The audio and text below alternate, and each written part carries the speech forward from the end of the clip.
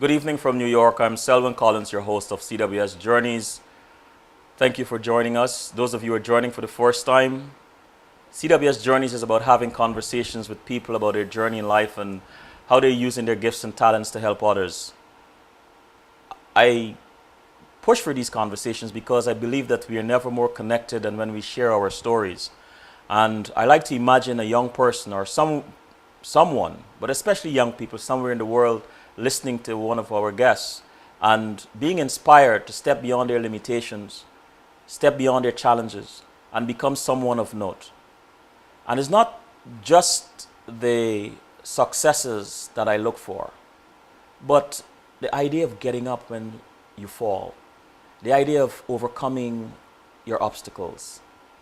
Because many people do not realize that successful people have had challenges. And I try to bring that out. So I sometimes challenge people to imagine a young person one day becoming maybe a geneticist or a head of state or someone who stops a genocide, God forbid, or someone who discovers a vaccine that saves lives. What is important though is that we learn to give without expectations.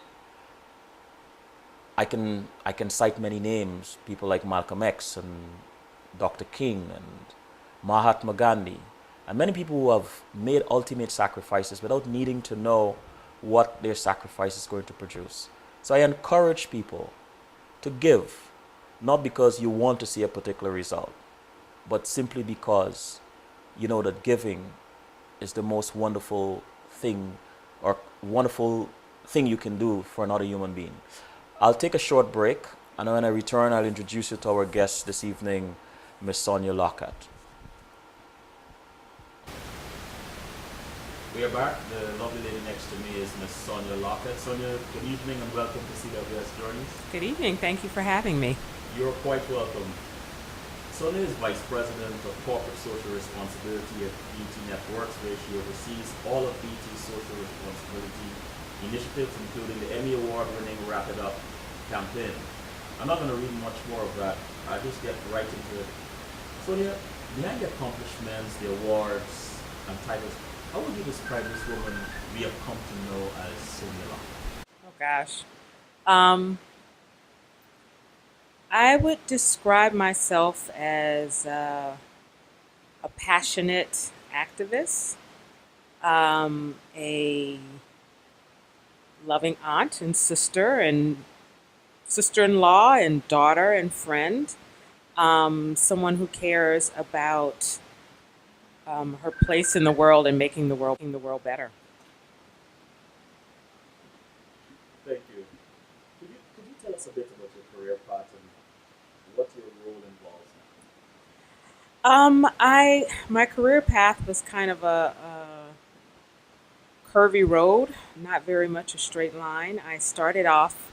I was a public relations major when I was in college at Howard University in DC. And once I got out, I started working for the DC government for the late Mayor Marion Barry in DC, where I was a public affairs specialist for the Department of Human Rights and Minority Business Development. And I did that for a couple of years and then decided that I should pursue my dream of being an actress. And I auditioned and got accepted to American Academy of Dramatic Arts here in New York. Came up for drama school, did the 2 year program, came out, and I was doing the actress thing and was doing that for a while. And then I started working at Lifebeat, which is a nonprofit organization. Lifebeat, the music industry fights AIDS. And I started out with them doing production. I was produced a World AIDS Day concert for them. I'd never done that before. Uh, and the concert was pretty successful, and I was asked to stay on.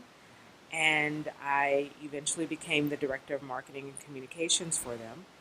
And from that, from the work we were doing around HIV and AIDS with them, and we were working with other entertainment organizations like an MTV and BET, and then BET was just starting their kind of pro-social department, and their issue was HIV and AIDS, and I was asked to come and run, um, oversee that department, and so that's how I got to BET. From an actress, the stage, I guess the screen. I'm not sure exactly. Well, I didn't really make the big screen, But but you okay. know there were some screens, some small screens. Awesome. Well, congratulations on that. Thank But you. then, why the transition from that to, or what caused that from that to like me? Well, it was the whole thing with the actress. I did that all the while I was growing up. I was very interested in theater. I was always in plays and everything when I was in elementary school and high school. I didn't really do it while I was in college, but that was always my passion. And my thing was to, you don't let your passion slip away. And I didn't want to have any regrets or like any what ifs. So I decided to try it and see if it was, and I love the work. I just didn't like the lifestyle. I, um, I don't like a lot of uncertainty, and it's a very uncertain lifestyle. So I was doing it for a while, and then I was like, I think I might want to go back to doing something else. So that's how that I want happened. to ask you. Actually, I'm going to ask you if you weren't doing what you do today, what would you do? Would it be acting? I don't know now if it would be acting. I definitely think there would be an element of content creation, whether it's documentaries or screenwriting or producing, something like that. I think there would be definitely an element of that in And I want to stay with acting just for a minute. that. In that arena, what was your passion? What aspect? Um, I love the stage. I love the theater. I love the whole idea of live theater, and I love the audience, the immediacy of the reaction from the audience. I loved classical theater. I loved Shakespeare and the classics, yes. And um, I love musical theater, but I can't really sing, so that was out. So I love seeing musical theater and pretending that I can sing and doing that. But yeah, I loved classical theater. I loved the challenge of doing Shakespeare and making it your own and accessible and understandable. And yeah, I never really got on that big stage. My dream was always to work on Broadway. And actually, I do work on Broadway. That's where my office is. And both times that I've worked on Broadway, I've worked in offices that have been next to Broadway theater. So my joke is always like I've learned to be very specific in my prayer. That's very Because important. it's like, you're on Broadway. That's what you said. And for both of them to be right next door to Broadway theaters, I was like, okay, jokes. I see you got jokes, BET, guy. right? The executive vice president. Do you think being a woman made it more of a challenge to get to where you are? And if so, I don't think so.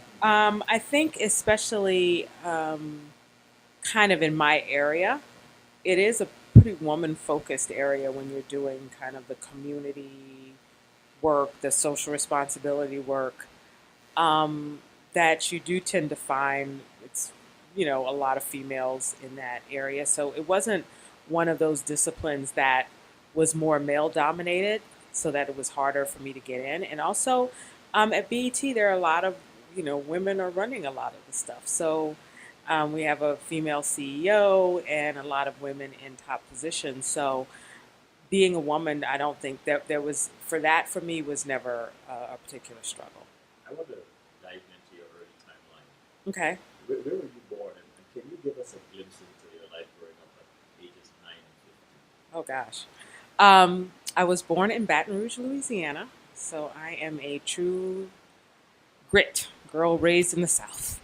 Um, it was great. I mean, I always tell people I don't really can't compare it to much because that's what I knew.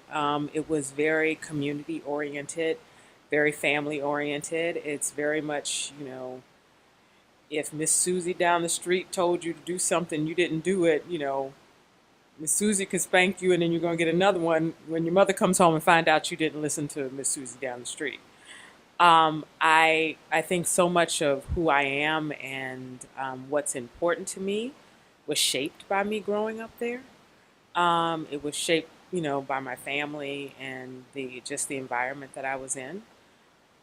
I'm very, very blessed to have been born into the family that I was born into.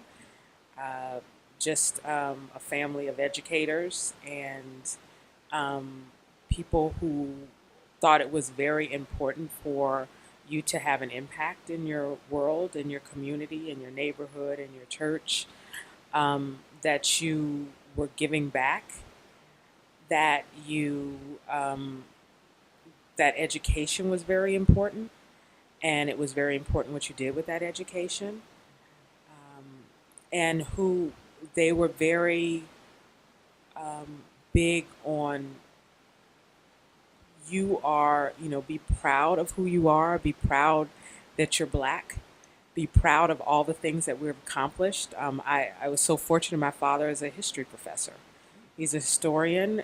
He was an activist. He, helped lead desegregation of schools in St. Mary's Parish in Louisiana. And so I was fortunate that that was the foundation that my life was built on. So it really has influenced everything that I do. And they're a very faithful family. I grew up, Catholic school, kindergarten through 12th grade. And I think that experience also combined with my family and how I was raised and what I was taught, and then also that combination of the the faith journey that I was taught um, through my years of Catholic school, which, people always say they have these horror stories. And I think it was, I'm so blessed that my parents were able to send me to Catholic school. I'm blessed for, I feel like, what I got out of it, because it was very much about what we were taught is to be of service, that you are here to be of service. And I think that stuck with me through almost everything that I've done. If you were to eavesdrop your parents, telling a stranger Oh about you, what do you gosh. think they would say about you?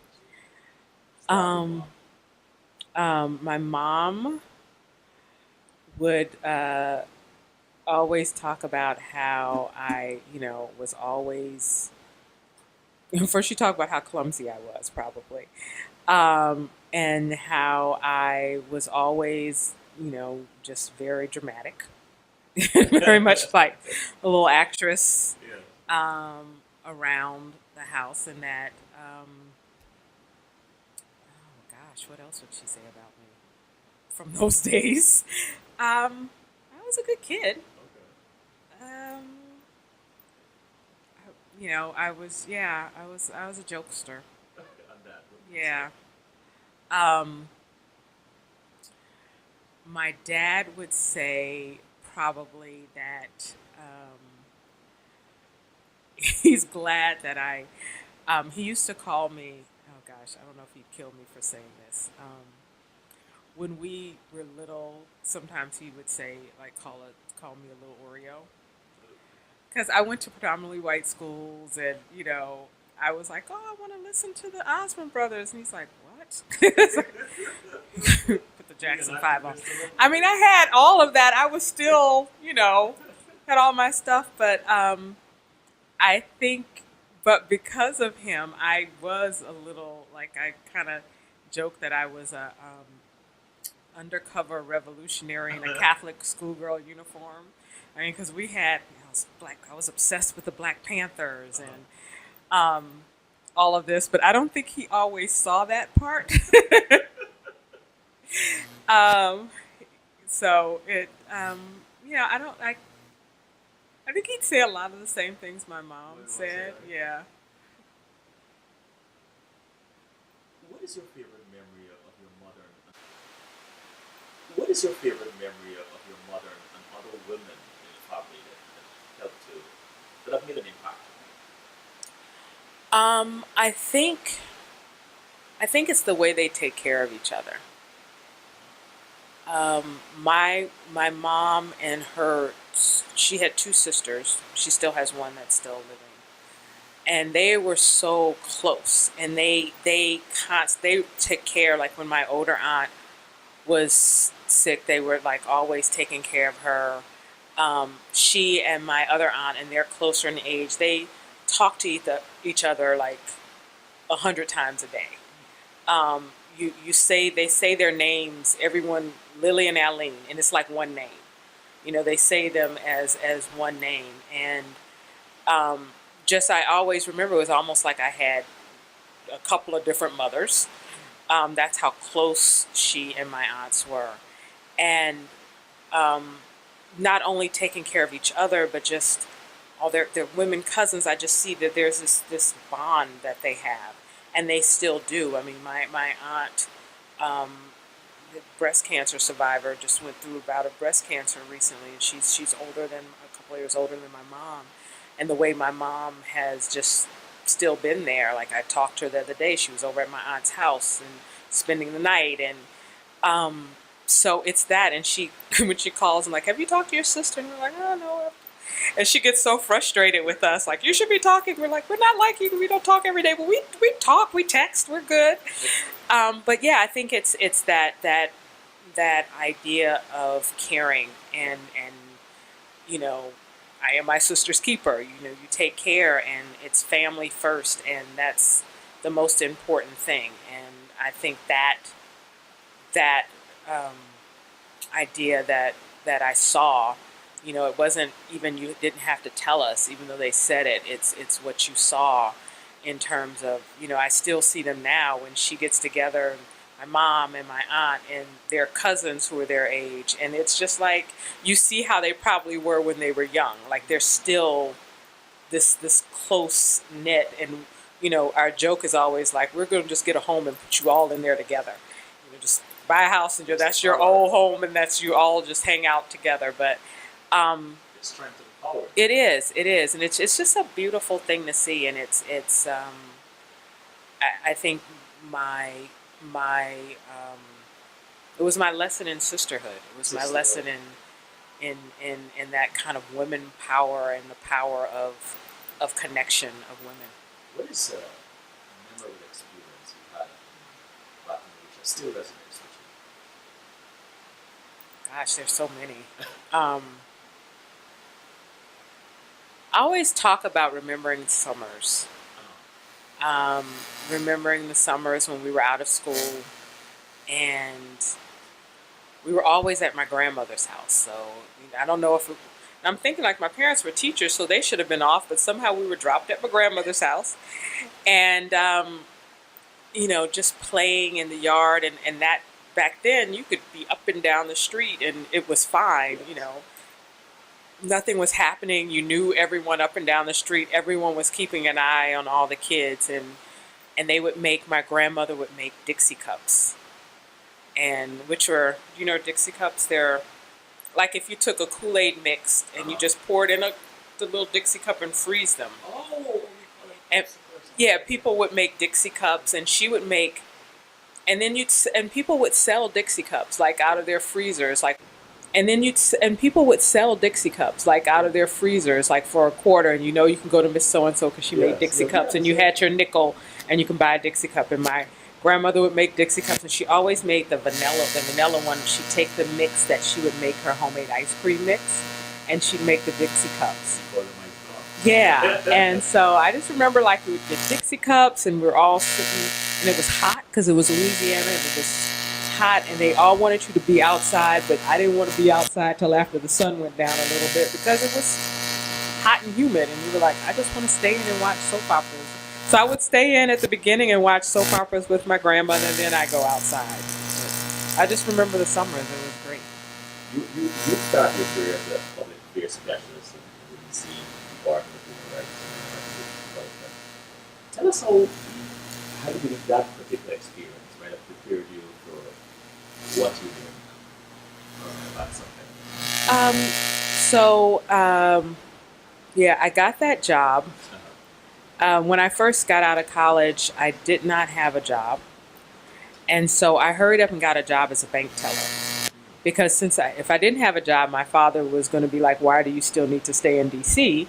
You can come back home to Baton Rouge. So I hurried up to make sure I got some type of job that I can say, see, I have a job. I can stay in D.C. because I loved D.C. Okay. I just loved my college experience, and I loved D.C. and people were still there, and I didn't want to go back home. So a friend of mine from school, who's still a very good friend of mine, got a job at the DC Department of Human Rights. And then when they needed another public affairs specialist, she recommended me. And so I got that job. And one of the things, because I noticed there's always been, inadvertently, it hasn't always been me going out for that, but there's always been some type of service component to the positions I've had, because this particular department was all about one, human rights, making sure fair housing, things like that, and then the minority business development and working to make sure minority contractors in the DC area got a fair share of the business development that was there. So it was still that idea of advancing or helping or some even kind of cause related thing. But it was very helpful because one, I used to do a lot of speech writing. So I wrote speeches for our executive director. I wrote speeches for the mayor.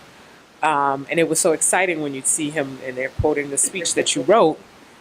You were dealing with press. We were putting events together. So there were a lot of aspects of that that I was able to take with me as I moved forward. Coming from Life Beat into BT, describe what it was like for you when you first arrived at BT, and how did you adjust to the culture? It was funny. I always tell the story when I arrived at BET in June, and so June at BET is you're in the midst of preparing for the BET Awards. So I literally my first day, there was no one there almost because everyone was out in LA for BET Awards. So my first couple of days, I was just kind of going through the binder that they had given me and just reading, and I didn't know what to do or know anything to do because everyone was out in LA, and I was kind of the last thing on everyone's mind. They're like, "Oh, you're here, you're set up, your phone, your computer's good, okay." And so I was just kind of reading the binder for the first couple of days. But it was a good adjustment. It was a pretty easy adjustment, just for the fact that there was just a really great group of people that I was working with in my department. I knew one person in my department. We went to college together. The person who hired me actually went to Howard. So I knew them. So it was a not so hard adjustment. It was just really looking at how to transfer kind of what we were doing in the nonprofit space to this larger profit media company.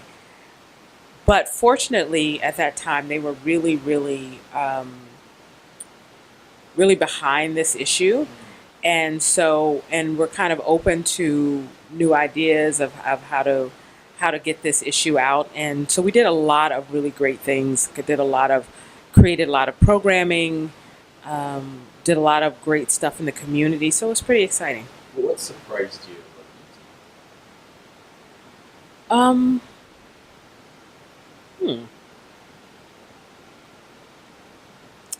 not sure. I don't know if there was any surprises particularly.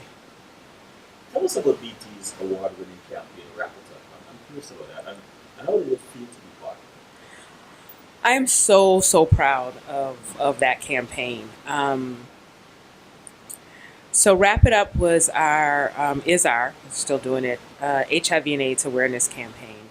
And so what we did, the way it started was BT had just started to develop their at the time it was called the Public Affairs Department. And they asked their audience through the research department, what are the issues that were important to them? And the top two issues that came up were gun violence and HIV and AIDS. And so they decided to do HIV and AIDS as the focus for the campaign. And at that time, so this was started in 2002, so it was about 2001. I guess, and you weren't hearing, especially just in the black community, on air, on a media, you were not hearing about HIV and AIDS on a regular basis. On a media, you were not hearing about HIV and AIDS on a regular basis. There was still a bit of silence in the community around the issue. And so all of a sudden, you have this network that's targeted to this particular population who not only are doing the entertainment and playing the videos and having the artists come in, but they're talking about issues around HIV and AIDS. They're doing PSAs about make sure you're using protection. They're talking about HIV testing. They're trying to normalize the conversation around HIV and AIDS on all of the platforms. So you were having just not only the PSAs, but there were news specials and documentaries on 106 in Park, which was their top rated show at the time for young people. We were doing things around HIV and AIDS for young people. So that it became, this is where a lot of young people got their information around HIV and AIDS, from BET. And at one point we were considered the largest public information or public education campaign around HIV and AIDS targeting African Americans. So I'm so proud of that work. I'm so proud of what we were able to accomplish. I'm so proud of the partnerships that we developed. We did a lot of work with the CDC, with HIV Black AIDS Institute, HIV AIDS organizations around the country, and really kind of added and highlighted what they did. Because what I used to always say is we're able to have this wonderful platform, but a lot of the AIDS organizations and ASOs and health departments are the ones who are really in the trenches doing the work. And what I felt like we were able to just be a partner to them to elevate what they were doing, so that we can come into a city, we can go to Fort Lauderdale during their Sistrunk Festival, and where the Broward County Department of Health would do HIV testing. And so maybe they test 50 people, but if we came and partnered with them and did giveaways, and it was BETs out here, and you get 200 people out. So it was, I just think it was just so gratifying to be able to be that type of partner, to not just be, it's this media company, but we were a community partner. We're a community partner. And to be able to really help normalize conversations around HIV and AIDS, really help to educate around HIV and AIDS, because the numbers for us, the statistics, were and are still staggering in terms of our infection rates compared to our rate of population, the population of us in this country. So that was really exciting, and it was really good to be able to be a model, not just here, but I've been able to travel, to go to South Africa and talk about the work that we did in terms of using media to educate people around HIV and AIDS. And to go to Thailand and be on a panel for the International AIDS Conference around using an organization, a media company like BET, to combat HIV and AIDS. So that was really exciting. What was the energy like? Perhaps before, when you take that lead, when you realized that the strategy was working? It was really exciting. It was really, really exciting.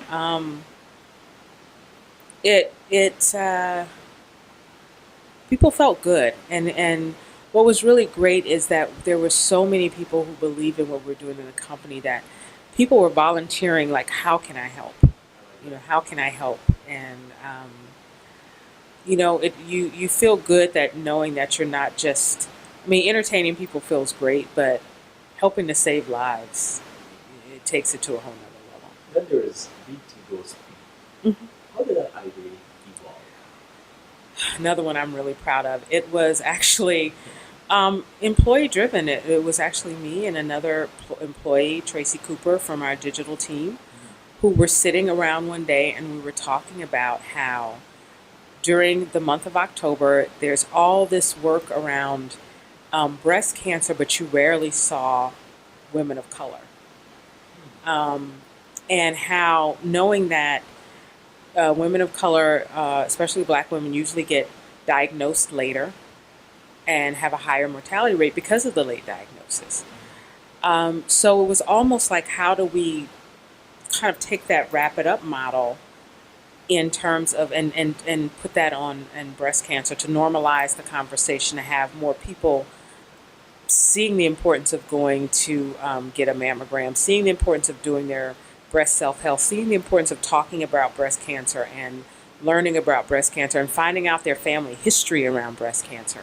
So it started off like that, and we kind of, oh, this is great if we did this, and brought the idea to the senior staff of the company, who was like, hey, let's go for it. So that's kind of how that involved. And one of the things, as I talked about before, which was really important for us, is partnerships, because we're a media company. We know how to develop media, but we don't do the deep dive into the issues on certain things. Like for HIV and AIDS, we need to know what's the message we should be giving, what's the information. So we had a great partner in the Kaiser Family Foundation for that one. And then for when we were doing, we reached out to American Cancer Society. We were working with them. We worked with Susan Komen. We've been working with Planned Parenthood. And so the people who are doing the work day to day, who have the professionals who work in this arena, who can tell us, like, this is, these are the important issues, the important things that we need to say. These are statistics around African American women and breast cancer. This is what is very important to target African American women. So we rely heavily on our partnerships to help develop the content that we put out around those issues. How important is it to be able to identify the right partners? Oh my gosh, it's paramount. Is that challenging? It's not challenging, actually. You want to make sure it can be a little challenging to make sure you have the right partner. I think we've been pretty fortunate in that we've been able to develop some really great partnerships, and it has not been as challenging. It's the challenge a lot of times for us as a network is turning away folks, because what happens is everyone wants to come to you to do a partnership, and you only have so much bandwidth, and so you can't. I always tell people, and they're calling, and they're like, "This is a really important issue for us as Blacks." And I was like, "I know we have so many issues that are important. Just unfortunately, we cannot take on every single issue." You've been a proponent of breast cancer and HIV/AIDS awareness. How did that all begin, and how did you get involved? I think just on a personal level, I've always had. I remember the beginning of the AIDS epidemic. I was still I was in DC, and luckily I belonged to an amazing church in DC, St. Augustine's. Give them a shout out, Mother Church of Black Catholics in Washington DC, and they were very progressive, and they had kind of an AIDS ministry before I saw it other places. So that was always something that. It became something I was involved with, and then I had friends who became HIV positive, and so it became a personal thing for me. So that's always been, even before I started officially working in that arena, it was something that I was always interested in and involved in, and the same thing around breast cancer.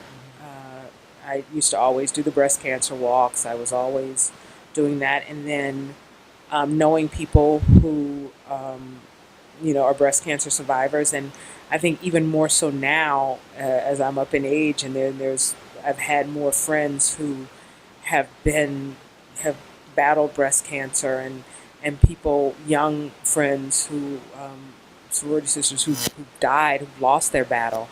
So it's even a stronger push for me now that I'm kind of at that age where I'm dealing with my peers who are going through that. So I just feel like there's just such power in the media that we have at hand. There are millions of people that are reached every day from a single television show. There are millions of people who you can reach through social media. So you have this resource, you have this platform. You have to do something good with it. So. good note to take a break.